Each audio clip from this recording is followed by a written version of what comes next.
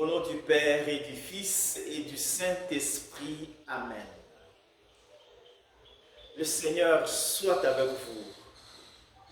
Frères et sœurs, nous célébrons la solennité de l'Assomption de la bienheureuse Vierge Marie.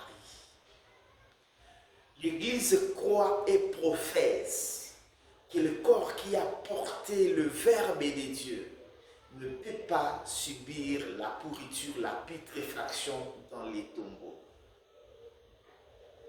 Il s'agit pour nous là de donner la valeur à l'incarnation de Jésus.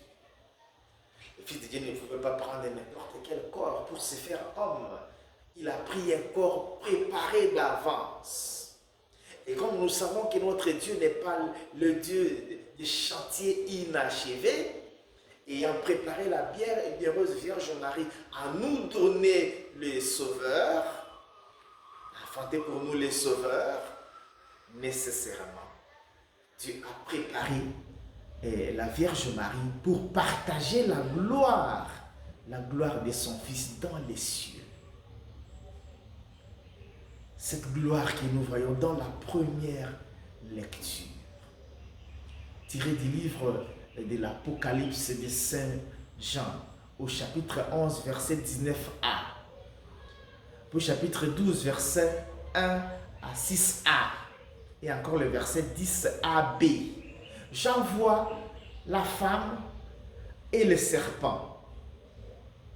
Déjà, quand on voit femme et serpent, ça nous rappelle les livres de la Genèse, Genèse 3, où le serpent est allé tenter Ève. Ève a succombé et Dieu a mis l'hostilité entre la femme et sa descendance et le serpent et sa descendance, donnant à la descendance de la femme la victoire. Et notre foi nous dit, nous voyons dans les Écritures, que Marie est celle par qui nous est venue la victoire. Et donc Marie est l'antipode d'Ève. Si il y a des thèmes qui sont communs au livre de l'Apocalypse et à celui de la Genèse, il y a les thèmes de la femme et le serpent. Et nous comprenons alors que la femme que Jean contemple voit, c'est aussi la Vierge Marie. Celle-là qui a enfanté les bergers de toutes les nations. Parce que Jésus s'est défini aussi comme le bon pasteur, le vrai berger en Jean 10. Et donc, la première lecture nous montre la gloire de la Vierge, nous révèle la gloire de la Vierge. C'est le livre de la révélation, nous révèle quelques vérités de foi pour que nous puissions y adhérer et les vivre. Marie est élevée à la gloire du ciel, partageant la gloire de son Fils, grâce, non seulement parce qu'elle a été préparée par Dieu, mais aussi elle a vécu cette préparation en fait, elle a vécu la grâce parce qu'elle est humble et servante. Voyons dans la lecture de l'évangile, Marie reçoit la nouvelle que personne ne recevra dans ce monde. Une nouvelle grandiose d'enfanter le Verbe de Dieu. Mais qu'est-ce que Marie fait? Après avoir été rappelée, on lui rappelle sa grandeur. Elle bénit entre toutes les femmes. Les témoins de Jéhovah disent extrêmement favorisée. Nul n'a été favorisé autant dans le monde. Elle va servir.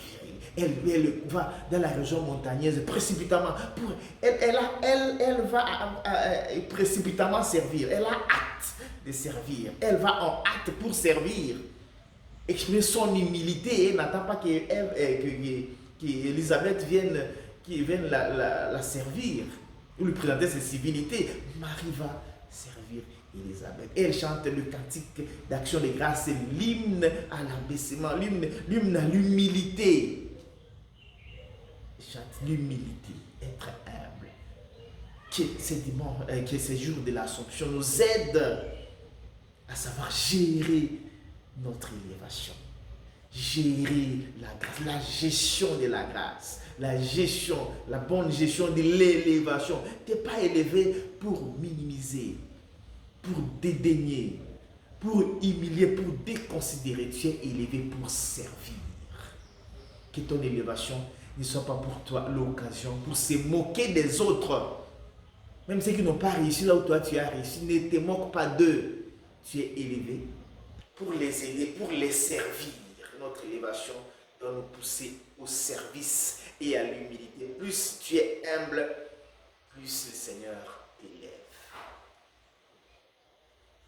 Nous serons élevés aussi si nous adhérons, nous accueillons d'abord la Vierge Marie pour qu'à partir de son Fils, nous ayons le salut. Et Paul le dit dans la deuxième lecture, tirée de sa première lettre aux Corinthiens, au chapitre 15, versets 20 à 27. Il établit un parallélisme entre Adam et Jésus. Par Adam, nous est venu le péché et la mort. Par Jésus, nous est venu la résurrection et la vie.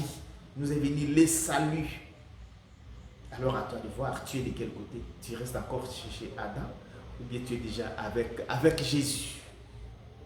Que le Seigneur nous aide en ces jours à savoir être humble et servir pour participer à la gloire de Jésus-Christ, pour suivre Jésus dans la gloire parce qu'il est parti le premier, pour que nous puissions aussi le suivre dans cette résurrection d'entre les morts, participant partageant sa gloire. Bonne fête de l'Assomption à toutes et à tous. Et à ceux qui la célèbrent, c'est dimanche 11. Je demande de prier pour moi. C'est dimanche où je célèbre mes 11 ans de sacerdoce. Que le Seigneur continue à faire de moi un instrument de sa gloire. Qui Tout-Puissant vous bénisse et vous garde.